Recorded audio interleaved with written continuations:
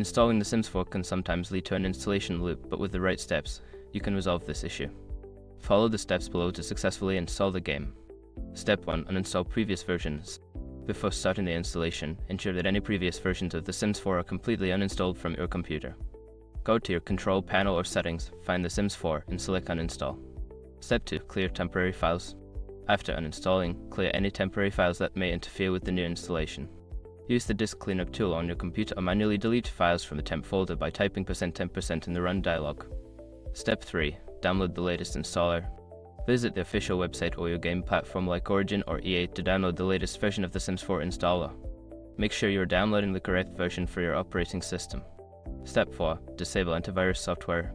Before running the installer, temporarily disable any antivirus or firewall software that may block the installation process. Remember to re-enable it once the installation is complete. Step 5. Run the installer as administrator. Right-click on the downloaded installer file and select Run as administrator. This will give the installer the necessary permissions to make changes to your system and help avoid any installation loops.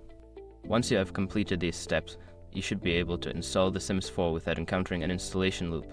Enjoy your game.